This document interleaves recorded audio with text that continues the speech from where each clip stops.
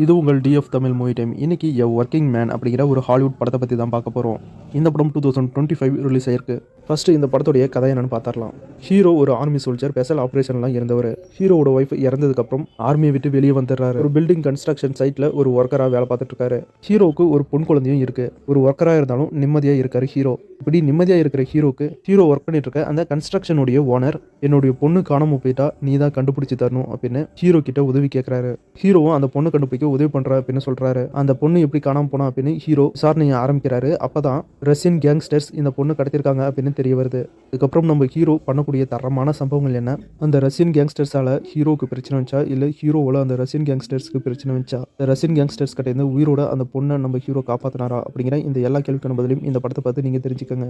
Tamil சினிமாவிலேருந்து Hollywood cinema வரைக்கும் எடுக்கிற அதே வழக்கமான கதை தான். ஒரு பொண்ணு கடத்திடுவாங்க, அந்த பொண்ணு தேடி கண்டுபிடிச்சி ஹீரோ மீட்டுட்டு வரணும் அப்படிங்கிற வழக்கமான கதை தான். என்னதான் கதை ஒரே மாதிரி இருந்தாலும் அந்த கதையை ரொம்ப சுவாரஸ்யமாகவும் ஆக்ஷன் ஃபைட்டு சென்டிமெண்ட் அப்படின்னு ரொம்பவே சூப்பராக இந்த படத்தை கொடுத்துருக்காங்க.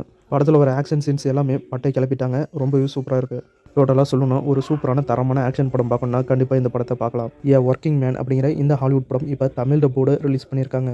ஒரு தரமான ஆக்ஷன் படம், கண்டிப்பாக எல்லாருமே பாருங்கள். இந்த படத்தில் 18+ காட்சிகள் எதுவும் இல்லை, ஃபேமிலியோடவே பார்க்கலாம். படத்தில் வயலன்ஸ் கொஞ்சம் அதிகமாக இருக்குது, அவ்வளோதான். வீடியோ பிடிச்சா லைக் பண்ணுங்கள், நம்ம சேனலுக்கு தொடர்ந்து சப்போர்ட் பண்ணுங்கள், சப்ஸ்கிரைப் பண்ணுங்கள். அடுத்த வீடியோவில் இன்னும் ஒரு சூப்பரான படத்தோட மறுபடியும் உங்களை சந்திக்கிறேன். இது உங்கள் TF Tamil movie time. Thank you.